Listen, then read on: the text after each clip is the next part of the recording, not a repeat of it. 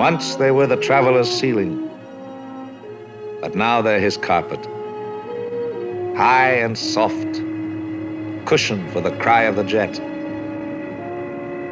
Come, journey with us above these clouds.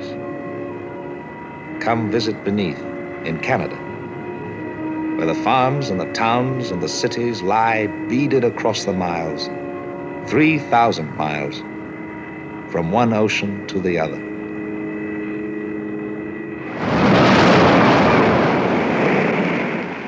First, before the Atlantic shore, mountains of sea, sown with such a richness of fish as to tempt 1,000 ships into the gale.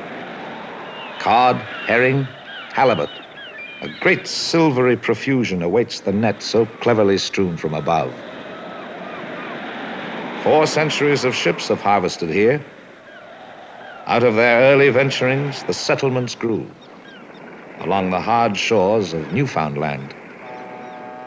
Settlements became colony, colony became province, most eastern of Canada's 10.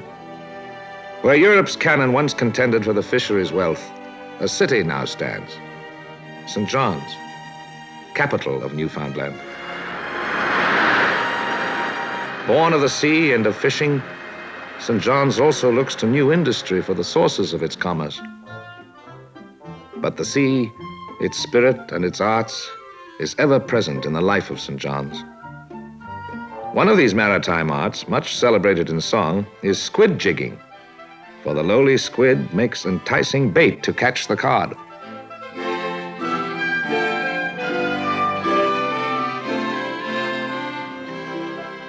Vigorous work. Come on, you people! Jump it, jump it! Where you go? Now, come on. Vigorous respite for the hardy people of Newfoundland. And a game that is part of the heritage of England and Ireland, where their ancestors came from.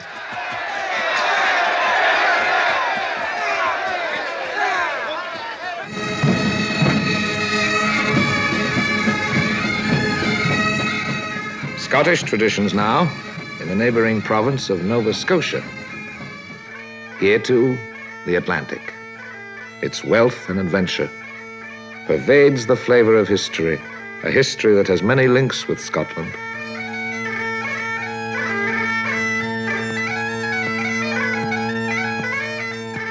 Fierce to the eye, gentle to the taste. And for the people of Prince Edward Island, another bounty from the sea to grace the tables of gourmets across the land. The island province, small and serene in the Gulf of the St. Lawrence, has Charlottetown as its capital. This quiet city has special meaning for Canadians, for it was here in 1864 that representatives of 4 of Britain's North American colonies met in historic session at the Provincial Building.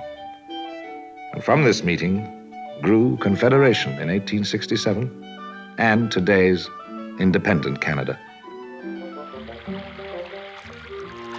The mainland again, inland now, to New Brunswick's swift rivers and streams. Here, through thick stands of spruce and fir, pine and cedar, the waters gleam with salmon to fight the angler's line.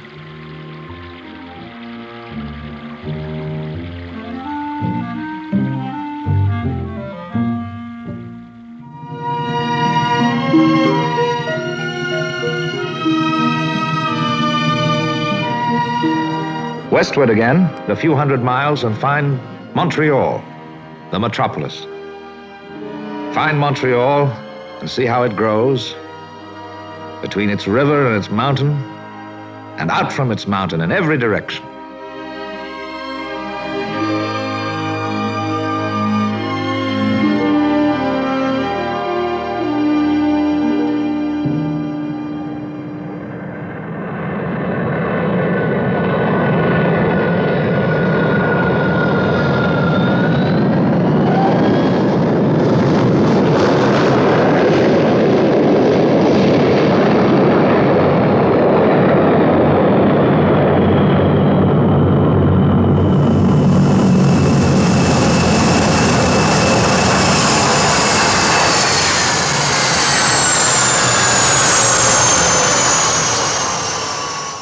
Montreal Airport, only 6 hours from London in the age of the jet.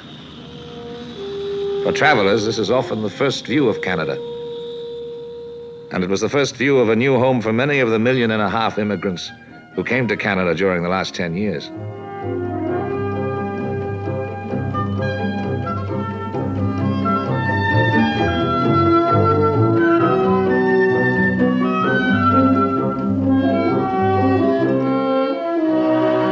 With bold new lines, the airport's terminal symbolizes Montreal's role as aviation capital of Canada.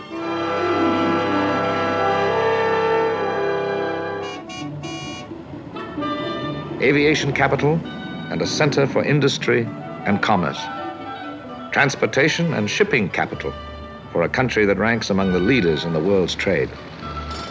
And everywhere, new buildings to affirm the growth and prosperity of Canada's largest city.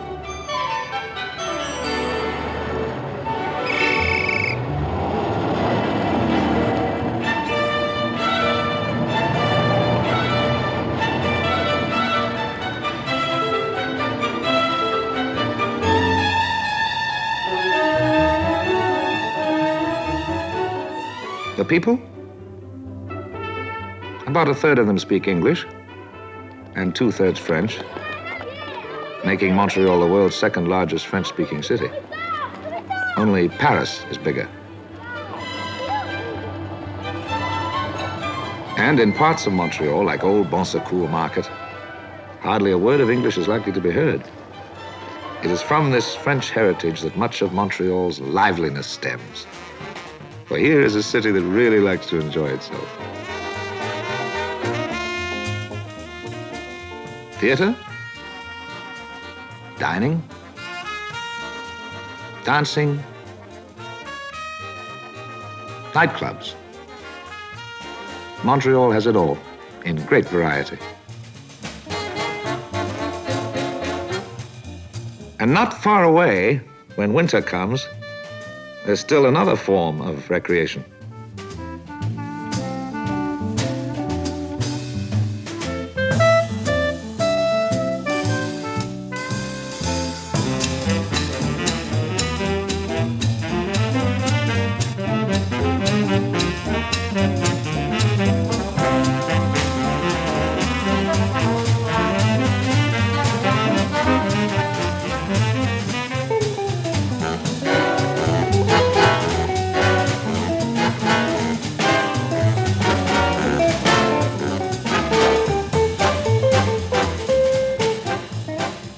Skiing like this can be found only an hour away from Montreal.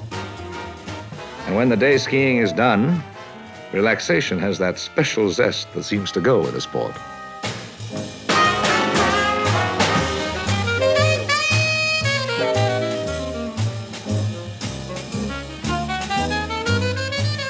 Many ski resorts here, both north and south of Montreal, and they range from simple country inns to hotels that rival those of the city itself in luxury and elegance.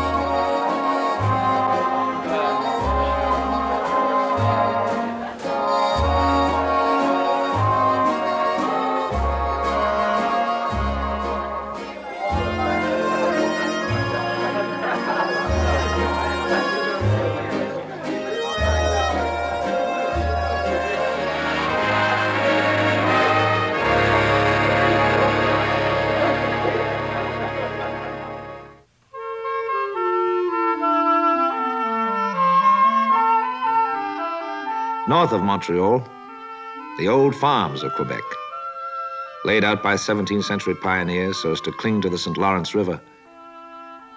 For the river was their main highway down to Quebec City, capital of New France. Today, the guns of Quebec recall the city's history as a fortress, one of the greatest in America.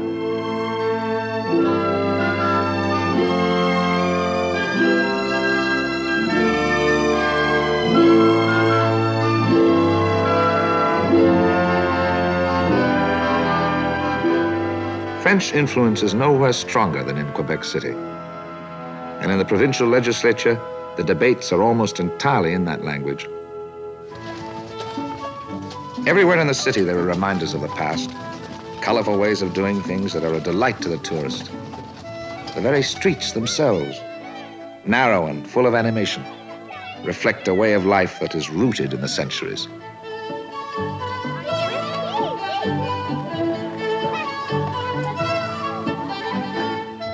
Downriver from Quebec City, toward the sea again, more farmland, dotted with villages. This is the Gaspé, a region of Quebec that has strong local traditions. Here, as elsewhere in the province, the family unit is the very core of life.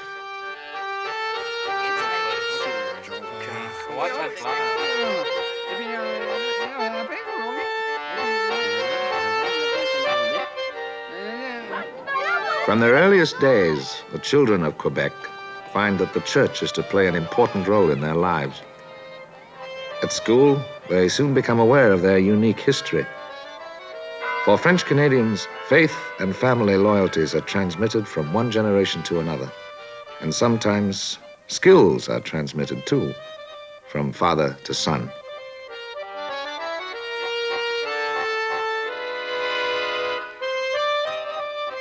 Today, wood carving and other handicrafts manage to survive amid the expanding industry of Quebec.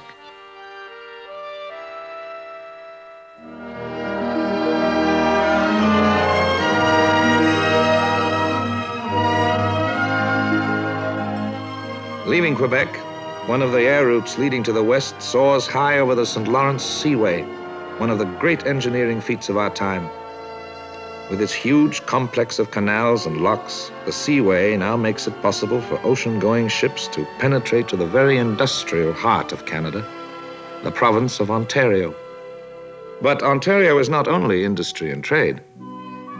At Stratford, a famous face symbolizes another side of the life of the province. William Shakespeare. The festival of his plays held here every summer has won world renown for this Ontario city. At Stratford, the clamor of swords. At Niagara, the roar of the greatest tourist attraction of all.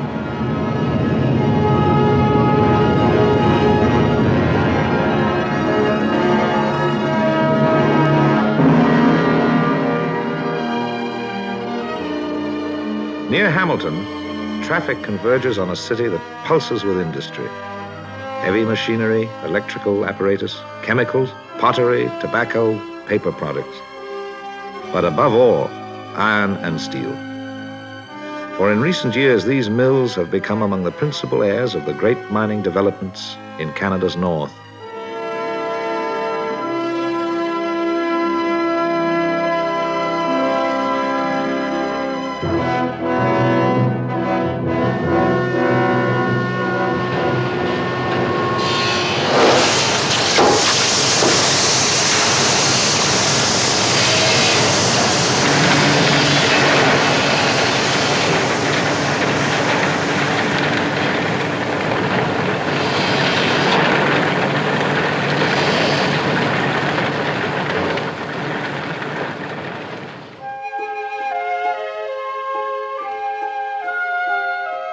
Further along the shore of Lake Ontario, first of the Great Lakes, lies Toronto, metropolis and capital of the province.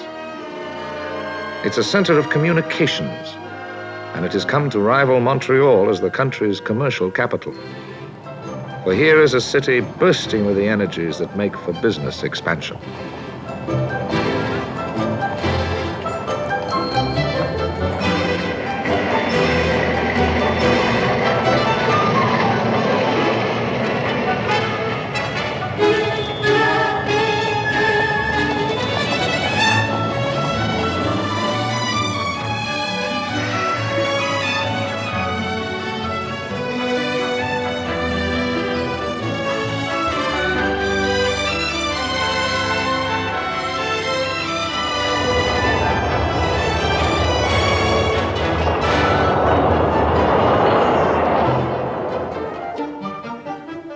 Besides new commercial buildings, Toronto boasts new centers for entertainment and the arts.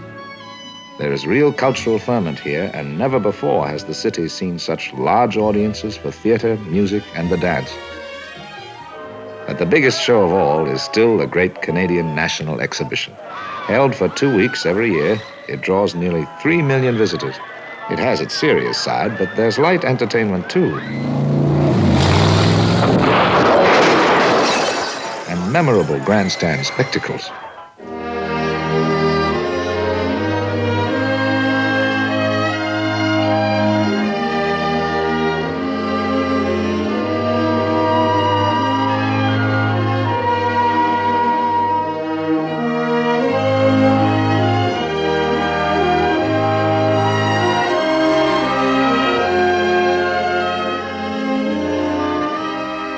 So Toronto expands with sky-high ambition as it clamors for elbow room for growing industry and a population of 1.75 million.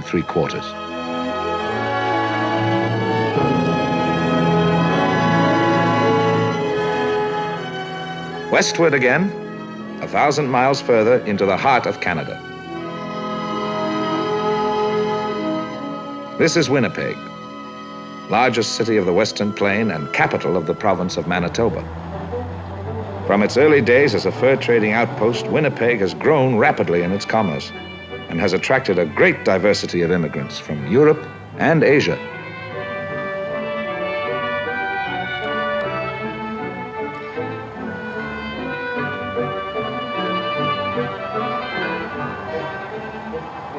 In the faces of Winnipeg, there is vivid reflection of many racial origins. These people's forefathers came seeking the freedom of the West, and they found it in the broad prairies where the richness of the earth made the future bright with promise.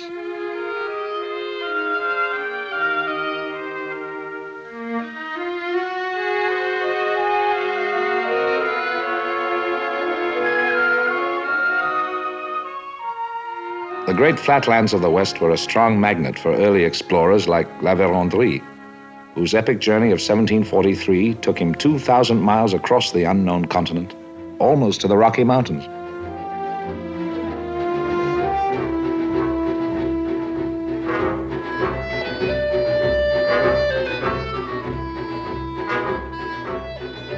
But where La Vérendrye found only league after league of empty land, today's traveler finds cities and towns that arise out of the prairie to greet him. This is Regina, capital of the province of Saskatchewan. It's a typical prairie city, but one with a few surprises, like water sports right in the heart of town.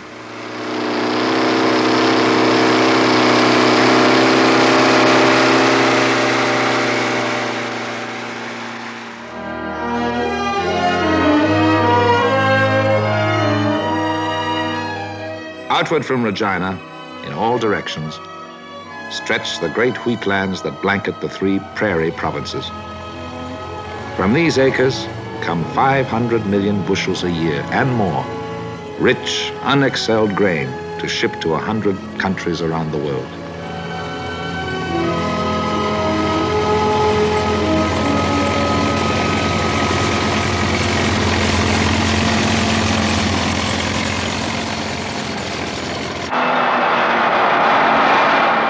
Much newer than wheat in the story of the West's prosperity is oil. Its discovery meant dramatic change. A country that had been dependent on others for this vital fuel was now quickly turned into a major producer. More than 100 million barrels a year and still in the ground, as much oil as all the rest of the world's estimated reserves.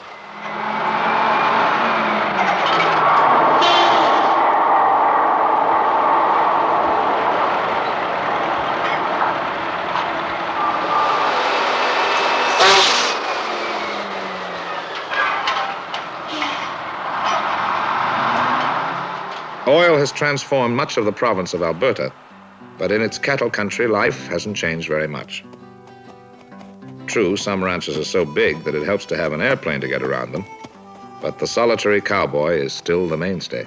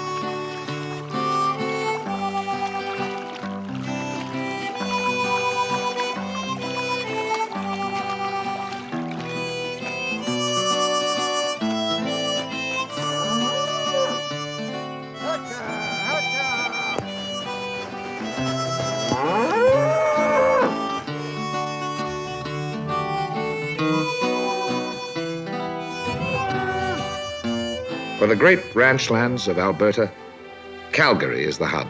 This easygoing city is the most westerly of the prairie centers.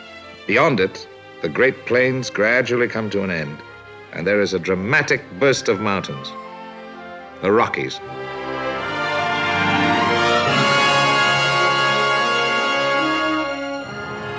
Nestling in the Rockies are resort towns that attract visitors from all over North America and from abroad. Every holiday pleasure can be found here, and there are special attractions for nature lovers in the protected parklands where animals are free to roam unmolested.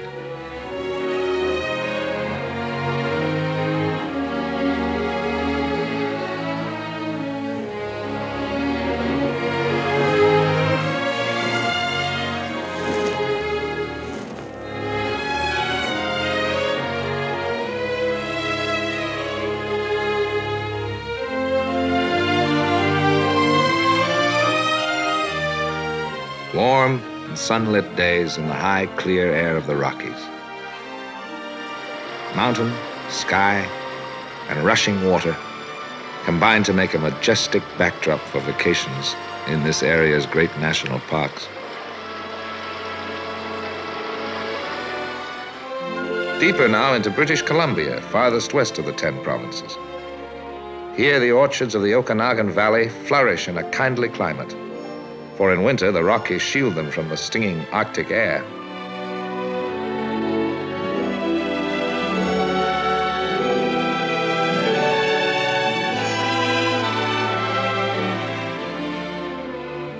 Apples, peaches, apricots, and tomatoes all grow in rich profusion here.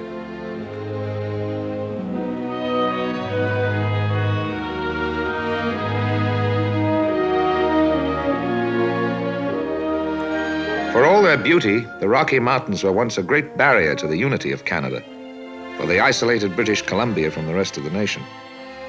But in this century, the airplane and roads like the Trans-Canada Highway have drawn the province ever closer to the center of the country. This was a task begun in the last century when the railroads were finally pushed through these forbidding heights.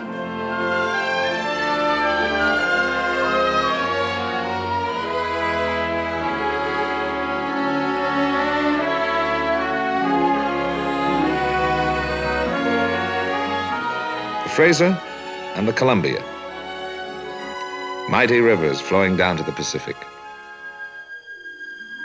And on the Pacific itself, the city of Vancouver, third largest in Canada.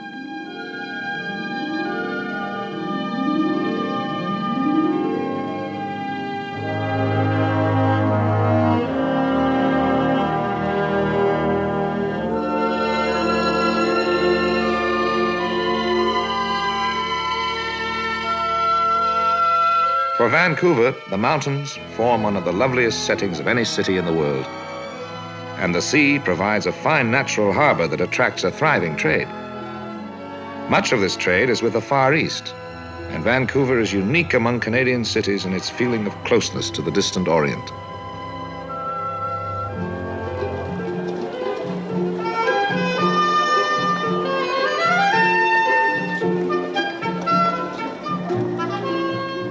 A busy city, but one that appreciates leisure and the proximity of nature. Fine parks and a mild climate contribute to a most agreeable way of life. And there's always the feeling of water nearby. Ocean, inlet, river. The rivers of the area are highways for the lumber trade, bringing logs downstream to busy sawmills. From Vancouver, across the Strait of Georgia to Victoria, capital of British Columbia. It's a graceful city with an atmosphere often likened to that of towns in the south of England.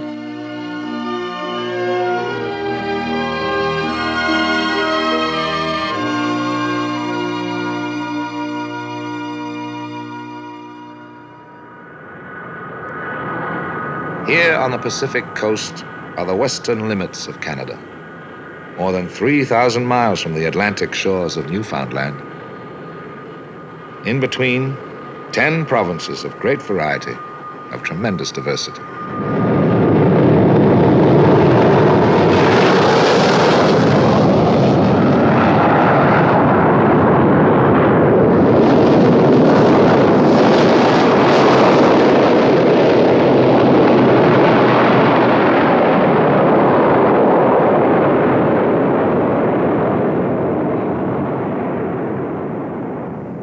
But flying eastward again, we find the focus of their unity, Ottawa, the national capital.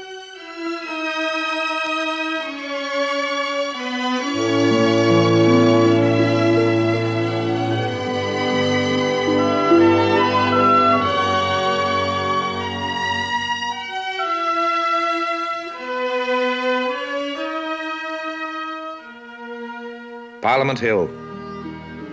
This is the very heart of Canada. For here in the House of Commons and the Senate, the representatives of the people deal with the destiny of the nation. In Parliament, the clash of debate reflects the country's diversity. But Canadians know that this very diversity means strength. For visitors, it means an ever-changing panorama of peoples and places, of cities and rivers, of mountains and plains, from one ocean to another.